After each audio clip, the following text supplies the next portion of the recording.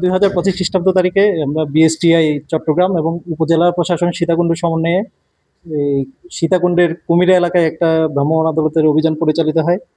এই অভিযানে গোপন তথ্যের ভিত্তিতে আমরা একটা দীর্ঘদিন ধরে অবৈধভাবে ব্যবসা পরিচালনা করে আসা একটা আইসক্রিম ফ্যাক্টরিতে অভিযানটা চালাই।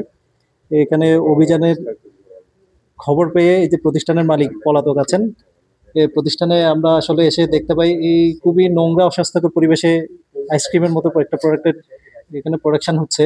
পাশাপাশি আপনারা দেখে থাকবেন এই যে বিভিন্ন ব্র্যান্ডের আইসক্রিম কিন্তু তারপরে এখানে প্রতিষ্ঠানে উৎপাদন হচ্ছে, যেটা আইনগতভাবে খুবই একটা বড় ক্রাইম আমরা বলতে পারি।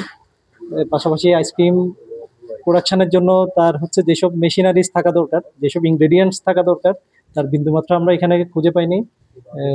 পাশাপাশি আরেকটা বিষয় আমরা বারবার বলতেছি যে যে পানিটা এখানে ইউজ হচ্ছে, পানিটা আসলে খাবার পানির তো যোগ্যই না। আপনারা সোর্সটা দেখলে ওইটা যদি দেখতে পান তাহলে দেখতে পারবেন যে এই পানিটার কি অবস্থা, শেওলা পড়ে আছে, এরকম সোর্স থেকে পানি এনে সরাসরি এখানে ইউজ করতেছে।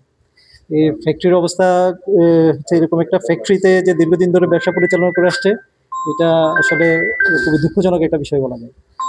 আচ্ছা, এই যে ক্ষতিকর রং এবং কেমিক্যাল ইউজ করছে, এটা সাধারণ জনগণ এমনকি শিশু খাদ্য হিসেবে আপনার হ্যাঁ, মানে কি পরিমাণ ক্ষতি হতে পারে?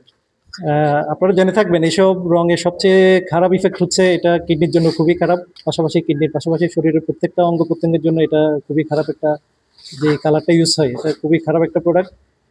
আমরা সবাইকে সবসময় পরামর্শ দিই এসব হচ্ছে রংযুক্ত খাবার পরিহার করার জন্য। আর ওনার এখানে যে কালারটা ইউজ হচ্ছে এইটারও কোনো ট্রেসেবিলিটি নাই যে এটা কোত্থেকে আসছে, কি কালার ইউজ হচ্ছে সেটা। আমরা প্রাথমিকভাবে ওনার এখানে যে প্রোডাক্টগুলো ছিল এগুলো হচ্ছে সব ডেস্ট্রয় করা হচ্ছে। পাশাপাশি আমরা আমাদের যে আইন আছে, আইন অনুযায়ী বিজ্ঞ এক্সিকিউটিভ ম্যাজিস্ট্রেট মহোদয়ের নিকট অভিযোগ দাখিল করব, অভিযোগের প্রেক্ষিতে যেই রায় আসে।